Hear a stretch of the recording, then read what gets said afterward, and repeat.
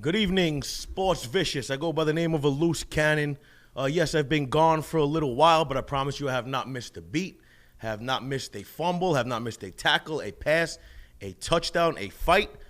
Today's topic is which two Super Bowl teams do you want to see in Super Bowl 50, which takes place Sunday, February 7th, 2016. Also, we'll be talking a little about UFC 2016, all the stuff that has gone down already. Let's get right into it. The phone lines are open, 570-369-5459. As I said, I want to hear from you guys. Which two teams would you like to see play Super Bowl 50? Let's start right away, man. Let's get into it. This Sunday, NFC Championship. Carolina Panthers, number 1 seed team in the NFC versus the number 2 seed in the Arizona Cardinals. Now, let's just take this back a little bit. Last season, the Carolina Panthers, they won their division with a 7 wins, 8 losses, and 1 tie record. Now, they made the playoffs, yes, but they were the worst. They had the worst record in last year's playoffs. Okay, let's just put that out there. Also, last season, let's talk about the Arizona Cardinals, who won their division. 11 wins, 5 losses at the end of the season. Into Week 10, Carson Palmer, the quarterback, the leader, was 8-1, 8 wins, 1 loss before he got injured. Obviously Carson Palmer got hurt. Up in comes Drew Stanton. Drew Stanton goes 3-4 in the last 7 games. So just think about that right there. Also, Drew Stanton ended up getting injured as well.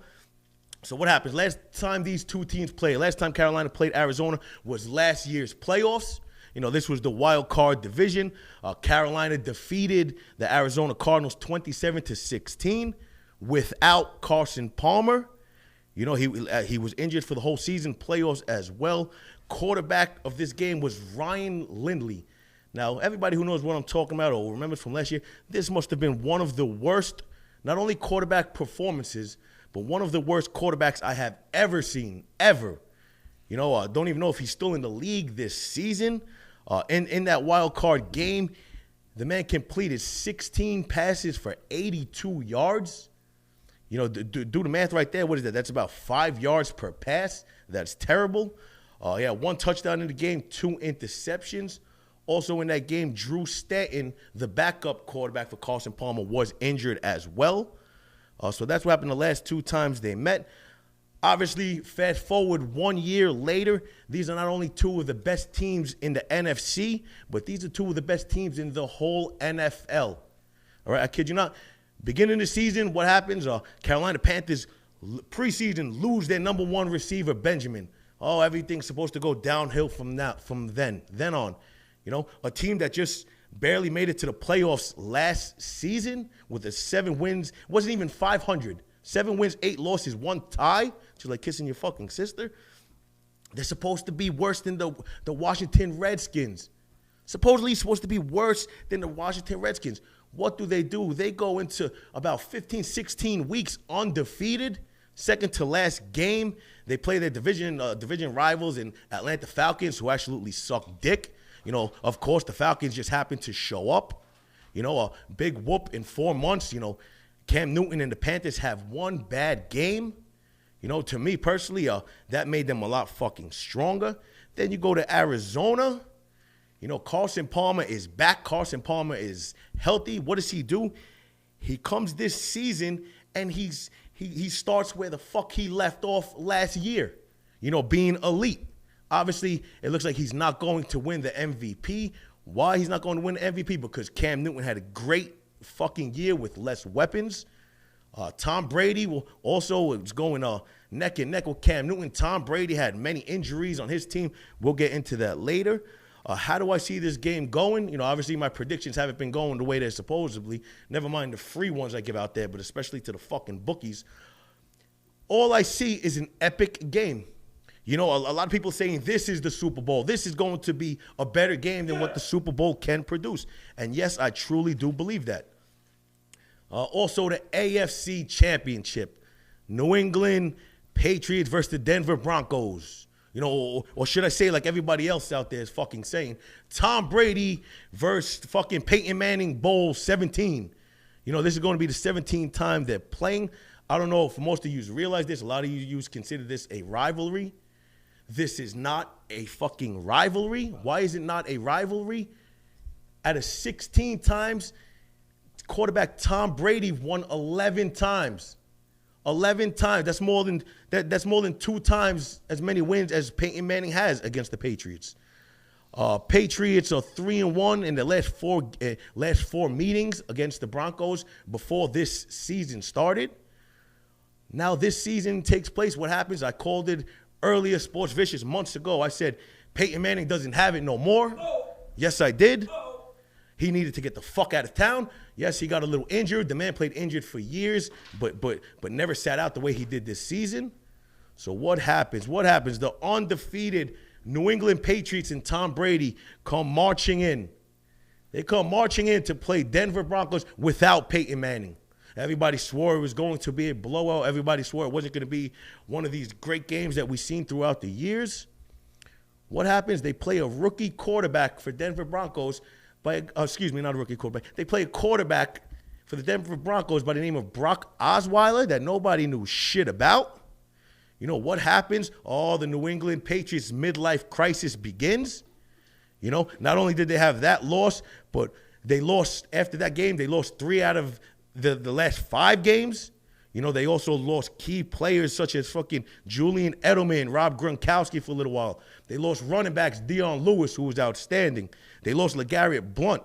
You know, also a little not more important than these players. What else did they lose? They lost home field advantage. This is fucking huge in playoffs. They lost home field advantage. All right. How did they lose home field advantage? Oh my God. By losing to the fucking bum ass New York Jets and to another division foe, the Miami Dolphins. Last 2 games of the fucking season. So they blew it. Me personally, I think they gave it up. They let some players rest a little longer. You know, they weren't worried about going in on the road. I just believe they did not want to see the Pittsburgh Steelers in the playoffs. Like I said, so they lose home field advantage. Now they travel to Denver. The only upside to this is you got a healthy Julian Edelman. We've seen what the fuck he did last week. You know, in the divisional playoffs, Rob Gronkowski is Rob Gronkowski. Hang on, start here. Hang on a second. Arizona Cardinals, the quarterback. What's his name? Carson Palmer. Okay, did he fuck up his finger on his throwing hand? Yes, he fucked up his finger, Okay. his pointer finger on a throwing hand. Okay. The man went out briefly. This was Is he playing this Sunday coming up against? He's been playing ever since. He Okay. went back into that game with that broken That's finger. good. You know, this is a warrior. I'm going to explain. Well, he may be a warrior. I think he's going to fall to Cam Newton. That's just my prediction. That's in the prediction. I'm going to give you also Carson Palmer. This is a guy who played with the likes of fucking Chad Ochocinco. You know, he dealt with his bullshit. He dealt with Terrell Owens, who was too busy doing sit-ups on fucking reality shows coming into a game. He dealt with all that bullshit.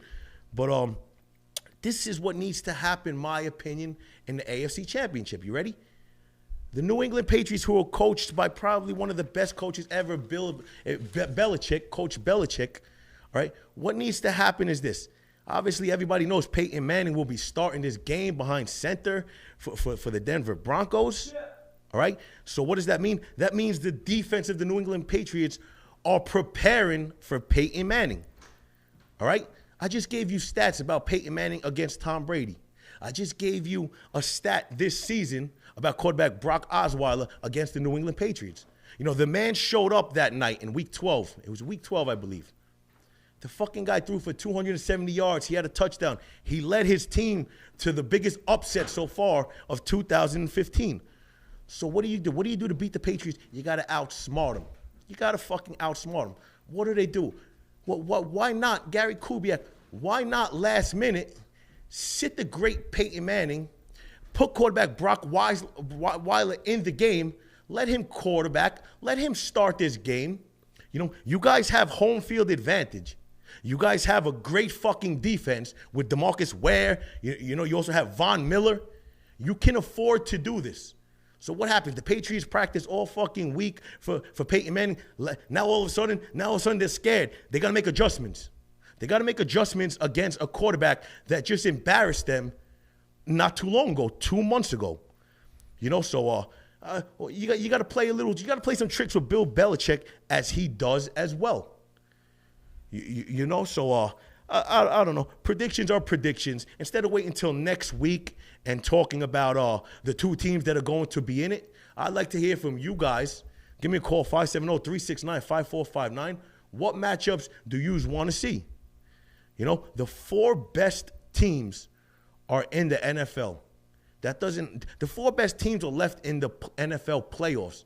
That does not happen often. You know, the AFC number 1 seed, Denver Broncos, the number 2 seed, New England Patriots. Then you got the NFC number 1 seed, Cam Newton, number 2 seed, Arizona Cardinals. I mean, I don't know. I think this is going to be possibly the best semifinals that we will ever see. You know what I mean? About these 4 quarterbacks now, let me explain also why this is so big. Okay? It's like whoever wins, I don't know. I wouldn't know what to call it. I don't know if I would call it good or whatever. I'd love to hear your opinions in the comment section. Peyton Manning wins Super Bowl 50. Seems like the man is going to retire. Yes? All you people out there shaking your head, yes. Or he should retire. You know, he's beat up. He's proved everything. He's number 1 in all the fucking records. Why not go out on top? Like a man Jerome Bettis did at one point. You know, go out on top. You stamp it. Now you're fucking out. Now you got as many now you got as many Super Bowl rings as your younger brother, Eli Manning. You know, obviously this is the only Manning that the Patriots are scared of is Eli Manning. So what happens if the Denver Broncos win? Peyton Manning, farewell. What a great farewell. Arizona Cardinals win. As we were just speaking earlier, Carson Palmer, this is a man who's been in the league forever. You know, he flew under the radar for years. He had some top-name quarterbacks that just didn't want to put in the work that he was willing to put in. You know, as I said, he dealt with Chad Johnson, fucking Ocho Cinco, worrying about what the next antic he's going to pull off when he scores a touchdown. You know, he dealt with Terrell Owens. You've never seen Carson Palmer on that bullshit. This is a quarterback who showed up day in and day out to practice, to games, laid it all on the line. Yes, he was part of that. He was part of that Cincinnati Bengal team that never won a playoff game. The man always showed up. He goes out to fucking Oakland, a bum-ass team like Oakland. He didn't want to be there. Everybody knows he didn't want to be there. Who the fuck wants to be playing for the Oakland Raiders in the past few years? What does he do? Kurt Warner's gone from the Arizona Cardinals. Carson Palmer's in. Now they got a big-name quarterback. Big-name quarterback. Carson Palmer not only deserved it this year, I honestly believe if he was healthy last year, remember, there was a point that they were 8-1 before he got injured. I believe they would have surpassed the fucking Seattle Seahawks and could have been in Super Bowl 49. So that's what happens. If Super Bowl 50 is won by the Cardinals, look at Larry Fitzgerald. Old as he is, still showing up. 80 fucking yards by himself in 2 plays last week to bring his team this far. Carson Palmer, you know, I believe you deserve it. I believe if you win, us the fans win. Let's go to Cam Newton, Carolina Panthers. As I also said, this is a team that was 7-8-1 last season. They were not only were their divisions considered the NFC East. What the NFC East was this year, that's how everybody looked at their division, the South, last season, if all y'all recall. Loses his player preseason, his number 1 superstar fucking wide receiver. Oh, here we go. They may not even get 7 wins this year.